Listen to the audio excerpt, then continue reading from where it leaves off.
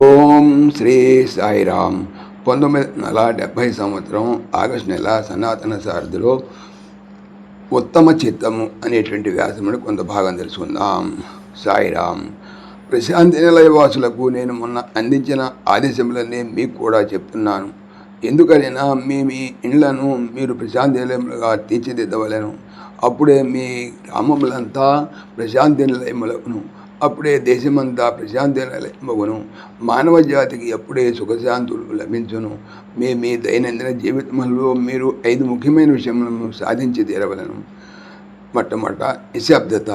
నిశ్శబ్దతతోనే మీకు ఆ శబ్ద బ్రహ్మము వినపడును. నిశ్శబ్దతయే సాధనలోని ప్రథమ సోపానము. రెండవది పరిశుభ్రత. బాహ్యమున మరియు భావమున శుద్ధమైన వాతావరణమును నెలకొల్పుకోవలను. స్నాన ధ్యానములచే ఇవి సాధ్యమగును. మూడవది పరోపకారము. అష్టాదశ పురాణానాం వ్యాససు వచనద్వయం.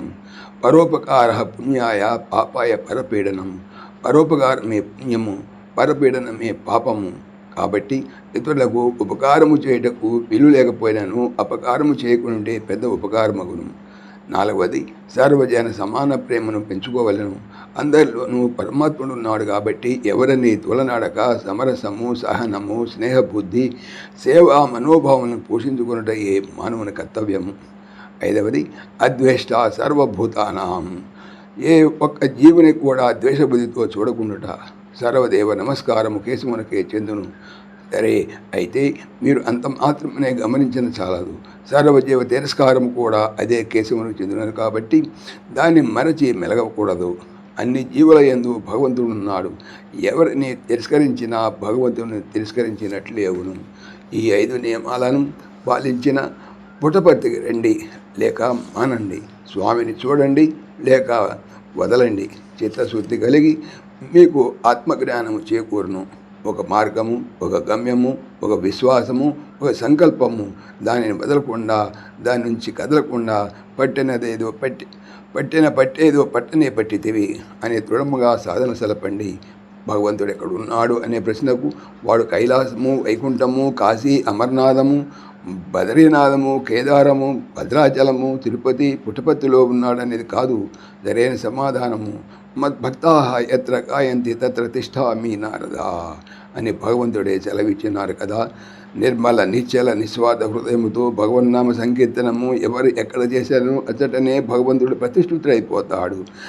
దానికే నేను నామ సంకీర్తనము, నగర సంకీర్తనము జరపండి అని నొక్కి చెప్పేది కూడా. నామస్మరణతో పాటు సత్శీలము, సత్కారములను, సద్భావనలను అభివృద్ధి చేసుకునవలను. మీరు ఇతరులు చేసిన ఉపకారములను మర్చిపోవలను. లేకపోతే వారి నుంచి ప్రత్యుపకారం ఆశించి అశాంతిని పెంచుకోవలసి వచ్చును. ఇంకను ఇతరులు మీకు చేసిన అపకారములను నెత్తిలో ఉంచకూడదు. ఎందుకనా వారిపై క్రోధము, ద్వేషము దినదినాభివృద్ధి అయి అశాంతి అధికమగును. ఈ 2 విషయములను ఎప్పుడూ జ్ఞప్తిలో ఉంచుకోవలసి ఉన్నది. అవి ఏవనగా దైవ చింతన మరియు మృత్యు చింతన. దేవుడు సర్వశక్తిమయుడు, సర్వజ్ఞుడు, సర్వాంతర్యామి, సర్వసాక్షి అనే దాన్ని కనుగొని భయము, వినయము, విశ్వాసములతో ఆయుష్కాలమును ఆనందముగా గడపవలెను. మృత్యుదేవత నిర్దాక్షిణ్యముగా, నిష్పక్షపాతముగా, సక్రమముగా, ఎవరికి భయపడక, లంచము ఎంత చూపించినను లొంగక తన కర్తవ్యాన్ని నెరవేర్చును. ఆపేక్షతో, వ్యామోహముతో జీవించిన మృత్యుదేవత పిలిచినప్పుడు వెంటబోవుట బాధగా ఉండును. కాబట్టి ఉపేక్షతో, నిర్లిప్తతో జీవించే విద్యను అభ్యసించవలెను. సశేషం. సమస్తలోకాః సుఖినో భవంతు. సమస్తలోకాః సుఖినో భవంతు. సమస్తలోకాః సుఖినో భవంతు. ఓం శాంతి శాంతి శాంతి. जय बोलो भगवान श्री सच्चे साई बाबा जी की जय. సర్వం సాయిశ్వరార్పణమస్తు. ఆత్మీయులకు మనవి, ఈ ఛానల్తో పాటుగా లెరన్ భగవద్గీత, లైవ్ గీత అనేటువంటి భగవద్గీత ఛానల్ మరియు భక్తి పరిమళ టీకా భాగవతం అనే భాగవత మరో ఛానల్ను స్వామి నా చేత చేయిస్తున్నారు అని తెలుపుతున్నాను. వీటికి సంబంధించిన లింక్స్ డిస్క్రిప్షన్లో చూడవచ్చు. సాయిరామ్.